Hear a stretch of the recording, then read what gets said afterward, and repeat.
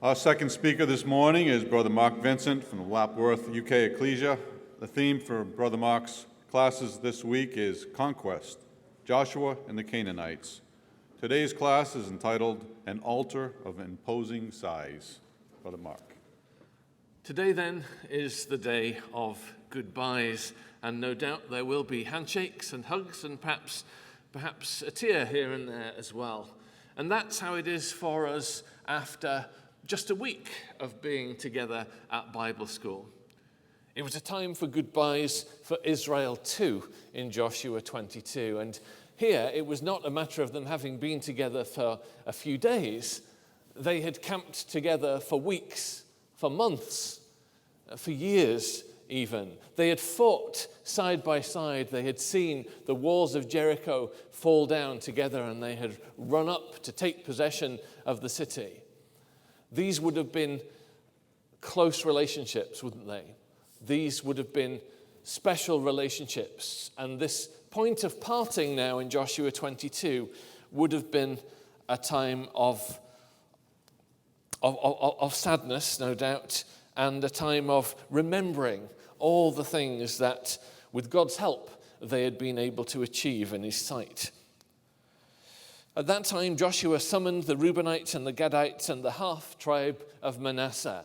And we noticed, hadn't we, when we began our studies, way back whenever that was on Monday, in chapter 1, how one of the themes in that list of themes that we've got, that index of themes that we've got in Joshua 1, we noted that one of the themes was the East and the West, didn't we? That Joshua was at pains to specifically address the 2.5 tribes to ensure that all the tribes of Israel were united together in the mission that they had to accomplish. None was to take it easy while the others bore the brunt of the work. They were to be in this together. And now, correspondingly, that theme finds its place at various points in the book. And now, as we draw to the close of the book in chapter 22, the East and West theme comes to the fore again, as Joshua now addresses the 2.5 tribes before they say their goodbyes and head back across the Jordan to take the territory that God had given to them. So let's have a look at what Joshua says to them in verse 2. Joshua said to them, "You have kept all that Moses, the servant of the Lord, commanded you, and have obeyed my voice in all that I have commanded you. You have not forsaken your brothers these many days down to this day, but have been careful to keep the charge of the Lord your God." Isn't that a wonderful thing? There's nothing negative to say here, is there? This is all commendation. This is all celebration of the wonderful faith that these brothers had shown to their brothers in this service to God. They've obeyed the voice, they've listened to the commandment, and they've sought to put it in practice. Unfortunately, as we'll go on to see in the chapter, the fact that they've done so well and it's all been so good to this point doesn't mean that there isn't danger of things starting to go wrong. And that's going to happen, isn't it, as we know, because we've read this chapter before. But for the moment, let's just take time to savor the joy of having been able to participate in the great works that God has been accomplishing, to have our part to play in that work. And now, verse 4, "The Lord has given rest to your brothers as he promised them. Therefore turn and go to your tents in the land where your possession lies, which Moses, the servant of the Lord, gave you on the other side of Jordan." And these are all the words of chapter 1, aren't they here? And I won't draw them out one by one, but you could circle them and you could trace them back to the start of the book. "Only be very careful to observe the commandment and the law that Moses, the servant of the Lord, commanded you, to love the Lord your God and to walk in all his ways and to keep his commandments and to cling to him and to serve him with all your heart and with all your soul." So Joshua blessed them and sent them away, and they went to their tents. Just a couple of things for us to note here.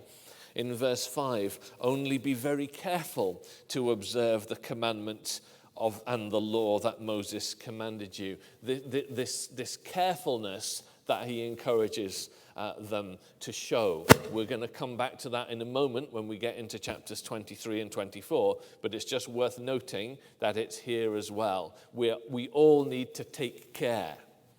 And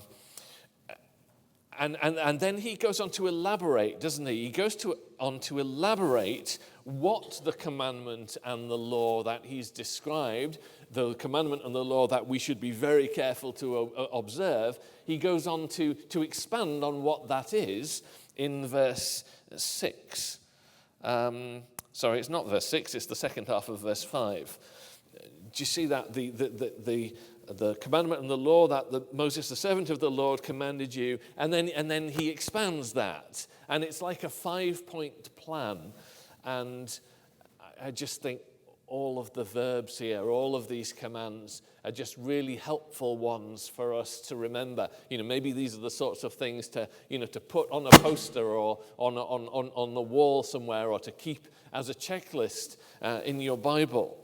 Or in your wallet or something, to remind us of our responsibilities. Number 1, to love the Lord your God. Number 2, to walk in all his ways. Number 3, to keep his commandments. And number 4, to cling to him. And number 5, to serve him with all your heart and with all your soul. What a great set of commandments for us to keep as a memorial of our responsibilities.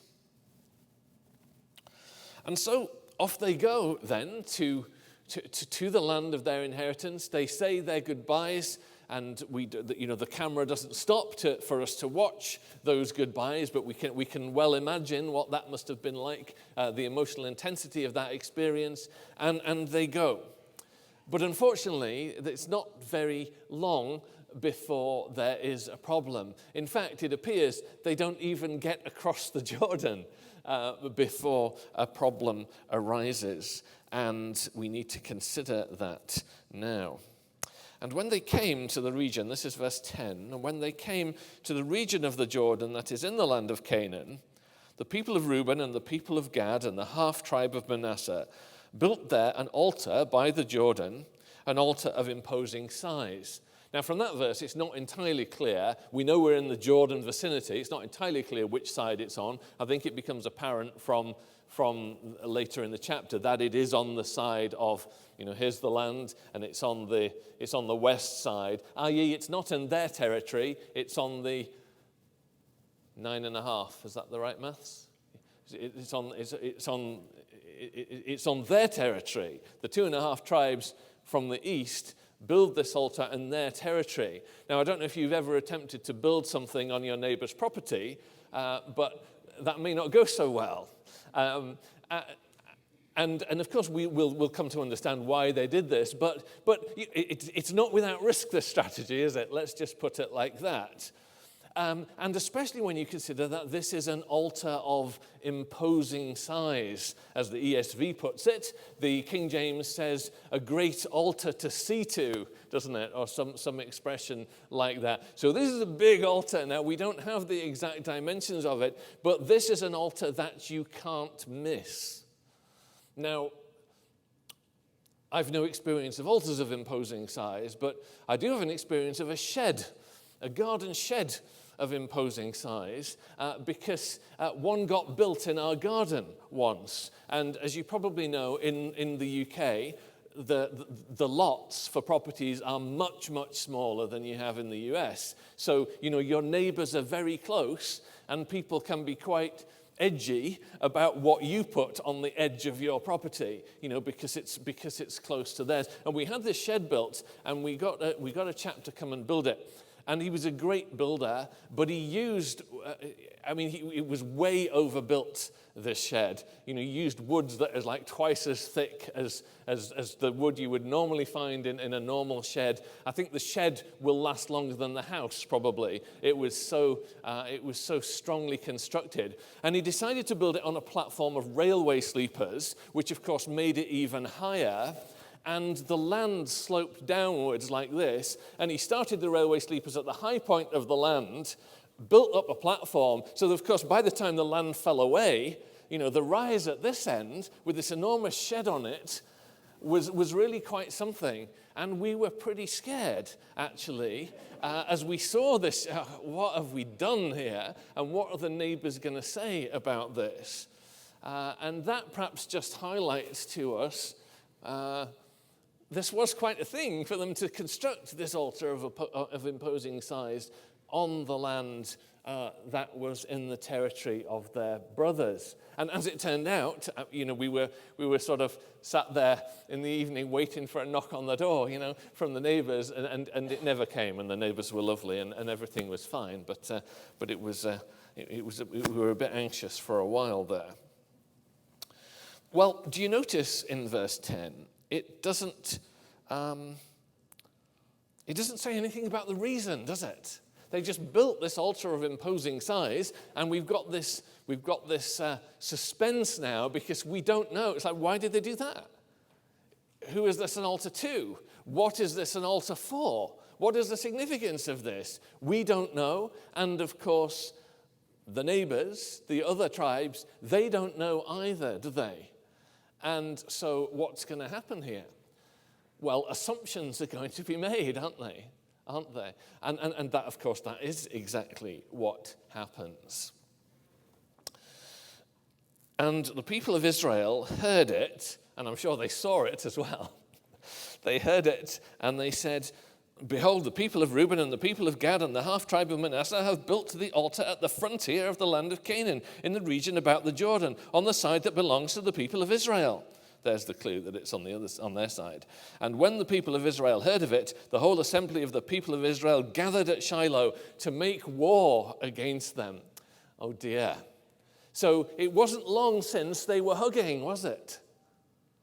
And now there is this real risk, this clear and present danger of a civil war erupting between the tribes who now, instead of fighting against Canaanites, would be fighting against themselves. So this is something for us to take heed to, isn't it? And we might think, oh, this would never happen.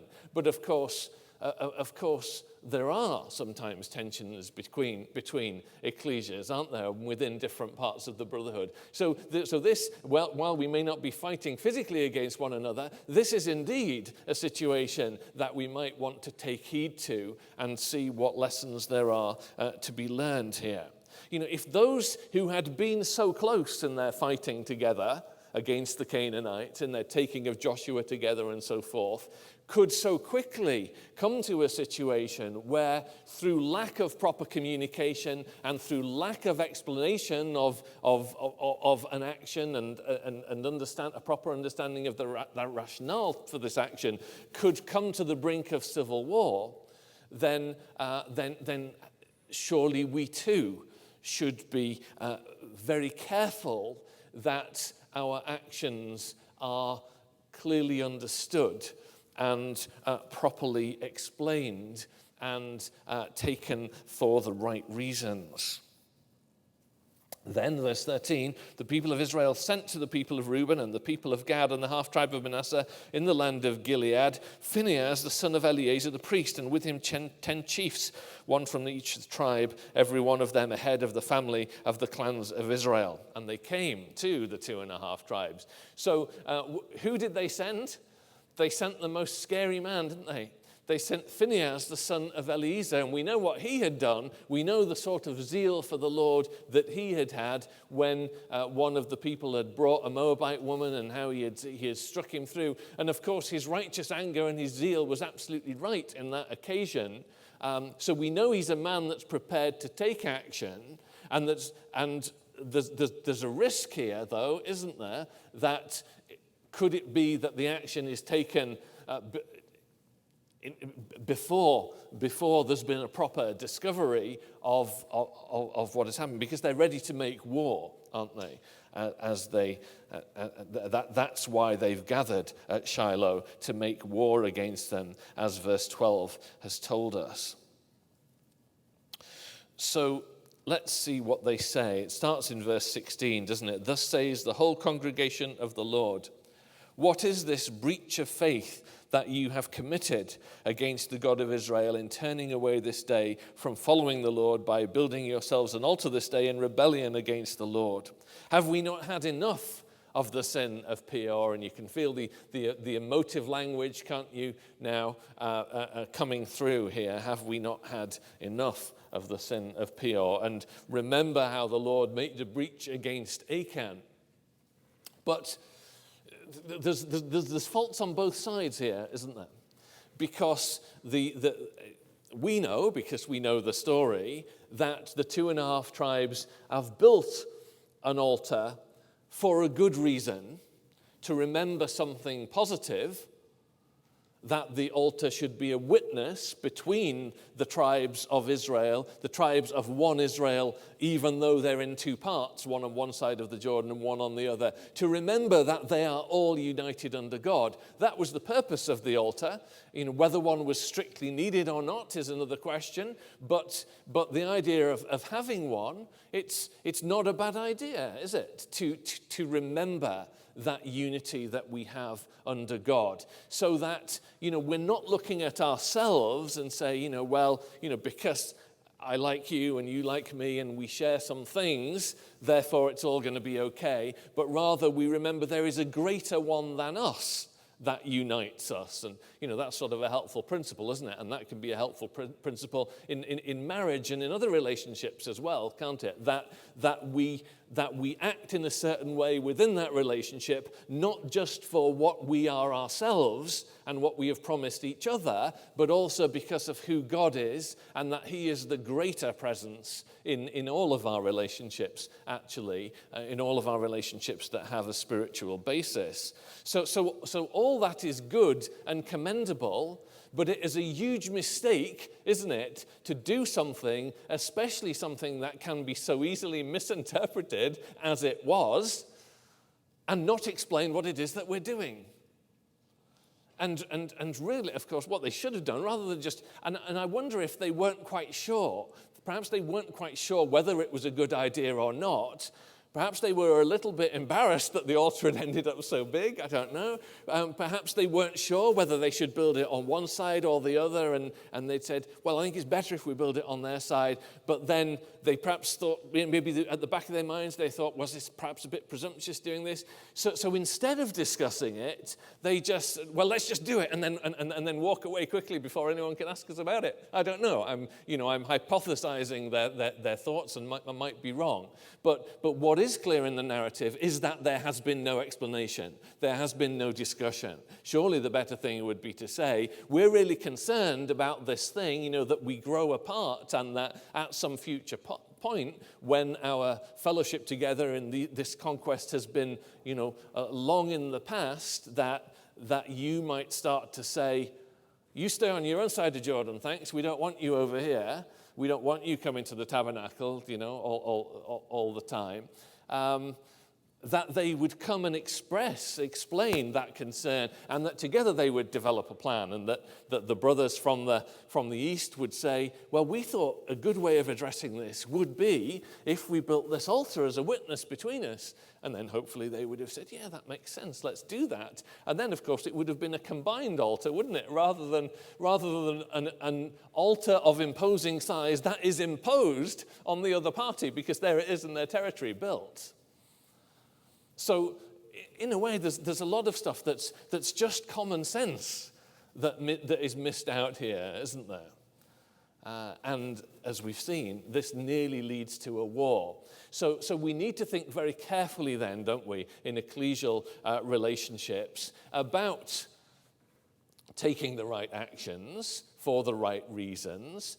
The reasons are good here, but also thinking about how those actions will be perceived and making sure that we explain them so that things are not misinterpreted and that this sort of situation is avoided. On the other hand, let's think about what our brothers from the West did. Well, they're accusing them here in this speech, aren't they? Not only are they gathering for war, like, oh, well, we know how to do that, so let's do that. We're good at that because we just defeated all these Canaanites. And they say through Phinehas, what is this breach of faith? So they assume and they impute to their brothers a breach of faith, which is not actually a breach of faith, is it? It's actually an expression of faithfulness and solidarity. That's what it's meant to be, slightly misconceived in its execution, but that is what it's meant to be. But it is received as and imputed to be a breach of faith and a rebellion against the Lord. So the exhortation there is for us not to rush to conclusions, isn't it? Not to assume the worst and that our brothers and sisters have somehow lost the plot and are doing something that is rebellious, not to seek to go to war against them, but instead to discuss. Now, of course, they are coming to speak. They are speaking before the war begins, so that's good. But a less tense and a less escalated discussion would have been better, wouldn't it, in the first instance? Because when you have a tense discussion like this, when one side has already mobilized itself for war, the stakes are very high, and everyone is very jittery, and everyone is very tense, and people are inclined to say things that they may not really mean, or that because their emotions are high and the hackles are up, they may regret later. These are all the characteristics of human nature. So that trying to de-escalate would have made the situation of less risk than what we see here. Well, let's look at the response of the people of Reuben in verse 22. This is how they respond. The mighty one, God the Lord, the mighty one, God the Lord, he knows. That's very powerful, isn't it? It begins with God. So let's bring God back to the start of the conversation, and not just said once. Let's say it again to remind ourselves that we are in his presence and that we are acting to do the best we can in his sight. The mighty one, God the Lord, the mighty one, God the Lord, he knows. And of course that is true. He does know, doesn't he? He does know the motives for our actions and the thoughts underlying them. But we need to let our brothers and sisters know as well. And that's what they say next. And let Israel itself know. Like it would have been good if they'd done that before, but at least they're doing it now. If it was in rebellion or in breach of faith against the Lord, then do not spare us today. For in building an altar to turn away from following the Lord, that is not what they've done. No, verse 24. But we did it from fear, that in time to come your children might say to our children, what have you to do with the Lord, the God of Israel? For the Jordan is there as a barrier between us. So distance can create barriers, can't it? And then, discussions can happen and interpretations can grow up and things can be attributed to other sides where you're not actually close to the situation. Do you notice that they did it in fear, didn't they? They built the altar because they were afraid. We've already seen examples throughout Joshua 1-12 of when things are done in fear. And usually what people did in fear wasn't good, was it?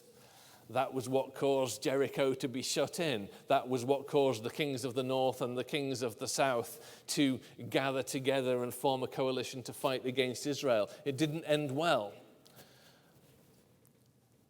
The only people who got it right in fear were the people of Gibeon who turned to the Lord, although in a scheming way, and of course Rahab herself, who saw the fear of her people and decided that she would act. So that's a real thing, isn't it? To recognize it. We probably don't like to admit that when we're afraid of something, do we? But it's useful to spot it in ourselves to be self-aware enough to know that we are frightened of something, and then to be able to articulate what it is, and therefore then discuss and agree what the best strategy is of avoiding the thing of which we are afraid, if indeed it is a legitimate thing to be afraid of. Sometimes we're afraid of things we shouldn't be afraid of, aren't we? And hopefully discussing it would help that to become established, if that were the case also.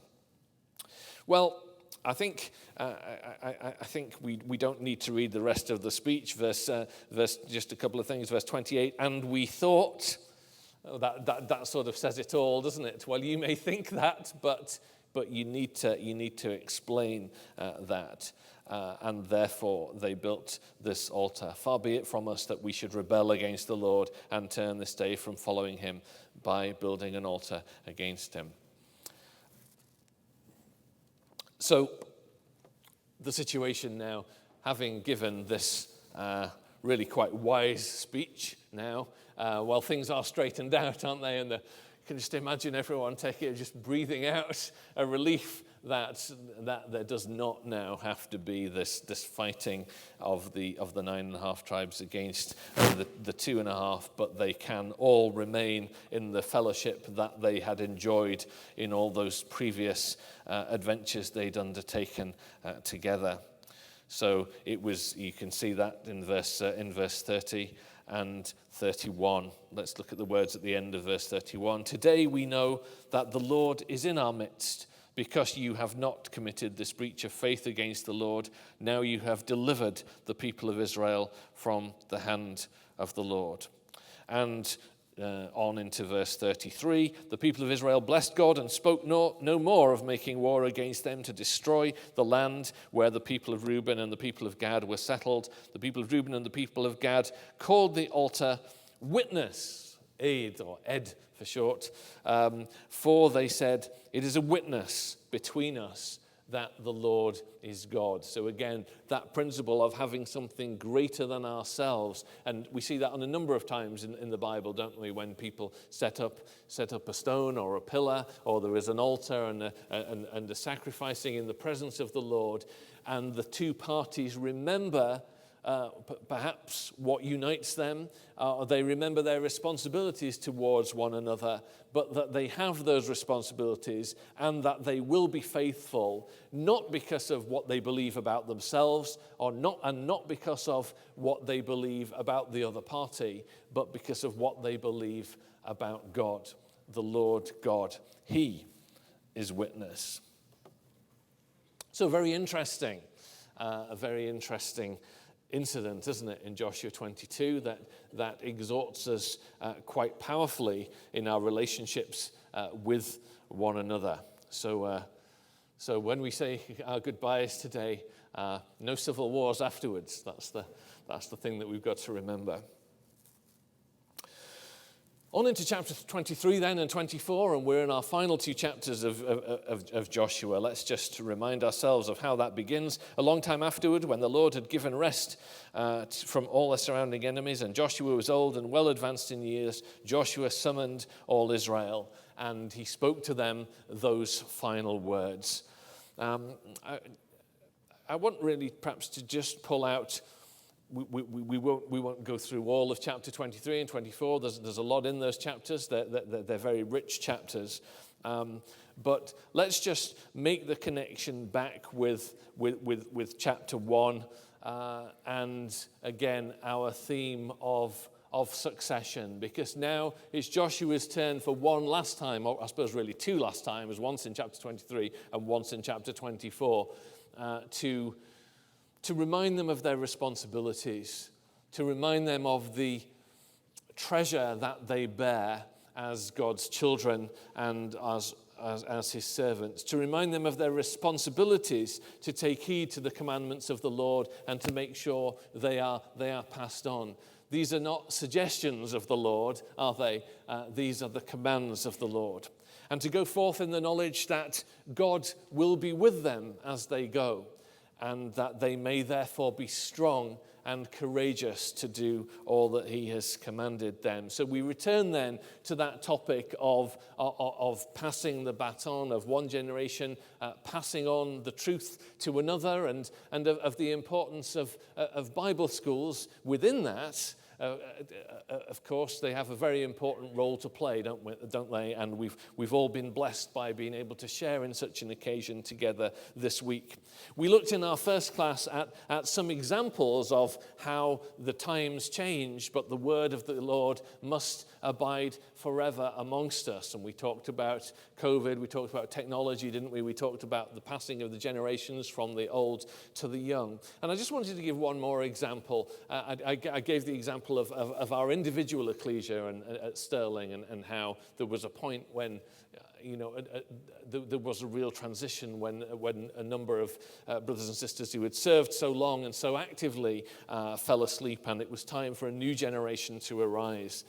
I want to give a broader example now of how things change and how opportunities arise. We've been lamenting, I suppose, in the UK for a number of years about the way in which the community is aging, and of course the struggles which I think we all are experiencing in the Western world with the temptations of this world, with the strong cultural messages that are increasingly forced into our lives through media and through the education system, and so on. And I think perhaps, if we were to go back, say, 10 years or something like that, there was something of a spirit of despondency of just how quickly the community was aging and actually shrinking. And I don't want to overplay that. There are still lots of really strong ecclesias, and there are lots of young people coming into the faith and being baptized. There's lots of preaching work carrying on. Nevertheless, despite that, if you were just to look at the demographic profile, it was still the case that that this aging and this shrinking was happening. It would be easy to get depressed by that, and wouldn't it? And to become kind of down and heavy feeling, and sort of perhaps even to think despondent thoughts, and no one could really see a particularly. Of course, we've all got to keep trying. We've all got to keep preaching. We've all got to teach our children and encourage them. Yes, of course, all those things must come. But nobody saw that there would really be any kind of a turning of the tide of those general trends. In human terms, it was difficult to see that. Here we are today in 2023, and in the meantime, more than 2,500 Iranian brothers and sisters have been baptized in the UK. That's an astonishing number, isn't it? It's like we had no idea that was going to come, no idea whatsoever. That suddenly there would be that, first of all, a trickle, and then it came, and it came, and it came, and now seems like a flood of opportunity. And of course it brings challenges, and it's disruptive and all of that. But isn't it an incredible thing how God can bring things that we are not expecting at all and give us opportunities that we are not expecting. And this is a new set of challenges, the integration of culture and the welfare and all other aspects of that, and the language barrier and so on. Those things all need to be thought through. That it's hard work thinking them through. We don't always get it right. In fact, often we get it wrong. All of that. But in this new situation that we have for so many ecclesias, there is opportunity, isn't there? And the same word that was preached to Abraham and to David and in the earlier history of our community, the word that was preached through the apostles, it can still go out in this new situation, and it is still powerful to accomplish that to which God sends it. And that's really something that is emphasized strongly in the book of Joshua.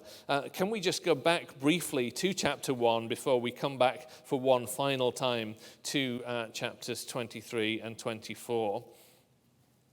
This was a part that we didn't consider when we looked at chapter 1. let's come in at verse 6. Be strong and courageous, for you shall cause this people to inherit the land that I swore to their fathers to give them.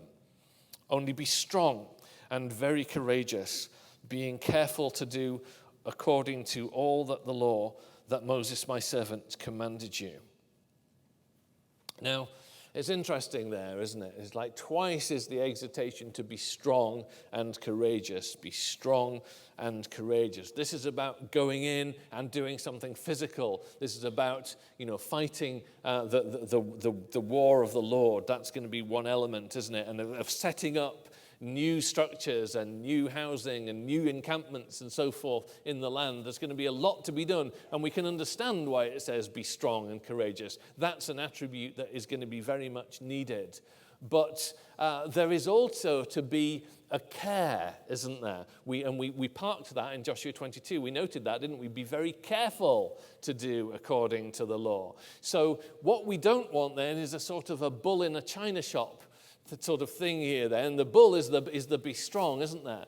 But it must be a strength with care. That strength must be tempered with carefulness. Be careful to do according to all the law that Moses my servant commanded you. Do not turn from it to the right hand or to the left, that you may have good success wherever you go.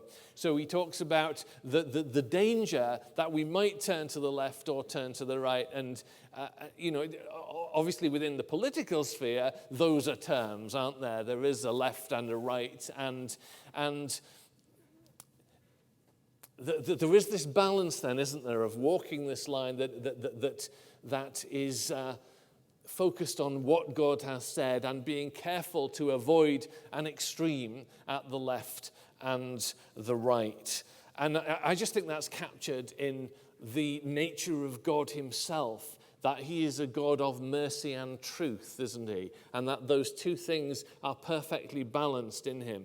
And it may be that, as a person, your personal character may gravitate more towards one than the other. There are some people who are very focused on the mercy and the truth, the mercy and the forgiveness and the love, aren't there? And there's some people who are much more focused on, well, this is what it says. This is the law with the righteousness and the judgment. But God is not a God of one or the other of these things, is he? So whatever our personal temperament might happen to be, there is a balance to be found here in which, because if it was all one or all the other, it wouldn't work, would it? Because, if God just says, oh, sure, go ahead, do whatever you like, it doesn't really matter, that doesn't work. That's not how you bring up good children, is it? By saying, do whatever you want to do.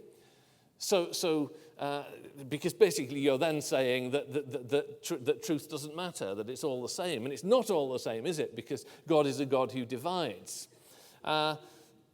So it can't all be about love and forgiveness and mercy and grace. But at the same time, it can't all be about truth and righteousness either, can it? Because we'd all be dead, and there wouldn't be any hope if it was fairness in that sense. Sort of Shylock the Jews kind of fairness about the literal pound of flesh. We're not going anywhere with that, are we?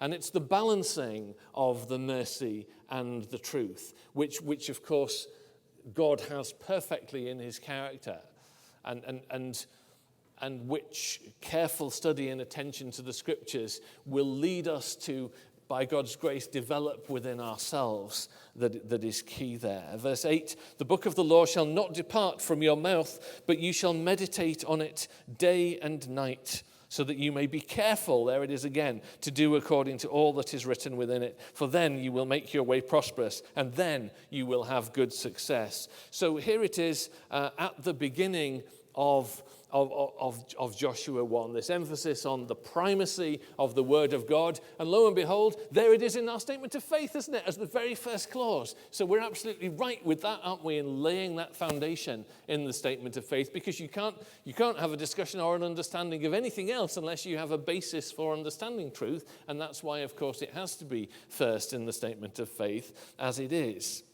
It shall not depart from our mouth, and we shall meditate on it day and night. And you remember when we looked at, well, it was a late night class, so a lot of you won't remember, but we looked at the three parts of the Old Testament in the Jewish Bible, in the Hebrew Bible, because they organize the books quite differently, and that was the original way of ordering them, the way that the Jews do it. And of course you have the law and the prophets and the writings, and the law begins with Genesis, and the prophets begins with Joshua, and the writings begins with Psalms. And in the first chapter of every one of those three sections of the Jewish Bible, you know, the Tanakh, Torah, Nevi'im, Ketuvim, law writings, law prophets writings, you have in chapter 1 of Genesis the divine fiat. We remember those, don't we? The 10 and God said. The importance of the word of God. Let there be. Let it be as God has said, not as we would like to think it is or should be. So there's the word of God in Genesis 1. And we come to Joshua 1, and here we have this. Meditate on it day and night. Let it not depart out of your mouth. And what do we have in Psalm 1? But his delight is in the law of the Lord, and on his law does he meditate day and night. It's like a quote from Joshua 1, isn't it, that we have in the first psalm there. So at each of those components then of the Old Testament, there is this reminder that our understanding of God and his truth comes from God speaking to us in his word, and that's why we seek to give it the pride of place that we do, because he has something to say, and it's our responsibility to listen. We could just on our way back to the end of Joshua, let's just quickly stop in chapter 8. And towards the end of the chapter, Joshua renews the covenant with Israel. And he writes on the stones a copy of the law of Moses. And Israel gathers themselves together on opposite sides of the ark before the Levitical priests. That's in verse 33. And then in verse 34, and afterward he read all the words of the law, the blessing and the curse. Here's the two sides, isn't it, of God's character, the mercy and the truth, the blessing and the curse, according to all that is written in the book of the law. There was not a word of all that Moses commanded that Joshua did not read before all the assembly of Israel, and the women, and the little ones, and the sojourners who lived among them. All were to know, weren't they? All were to understand, and all had the potential to respond, to hear and to respond to the words of God. And there's no shyness about using a double negative here, is there? There was not a word of all that Moses commanded that Joshua did not read. Trying to get that complete picture, that rich understanding with all the nuances of what it is that God has to say to us. And so let's gather our thoughts together and conclude in Joshua 23 and 24. So 23 now and verse 6. Therefore be very strong to keep and to do all that is written in the book of law, the law of Moses, turning aside from it, neither to the right hand nor to the left. It's almost verbatim, isn't it, from chapter 1. These are bookends that frame the book of Joshua and that remind us of our responsibilities. And how will this work itself out? Verse 7, that you may not mix with those nations remaining among you, nor make mention of the names of their gods, or swear by them, or serve them, or bow down to them. But you shall cling to the Lord your God, just as you have done to this day. And as the covenant is renewed here for the people of Israel, we've got that. Here's our wedding, isn't it, that we didn't have a chance to talk about in the first talk, and it's really expanded more fully in chapter 24 when the covenant is made, and Joshua says, Are you going to commit to the Lord? And you can sort of hear the marriage echoes in that. And they say yes. And Joshua says, are you sure you're going to commit to him? And you can imagine this happening in a real, in a human marriage. You sure you really want to marry that guy? Yeah, yes, I do. No, really? Are you sure? And this happens 4 times. And 4 times Israel say, we will commit. We understand what this is, and we want to do it. We want to be part of it. We want to hear it. And with the strength that God provides, we want to go in and obtain the blessing and the inheritance that he has promised. We want to cling to him.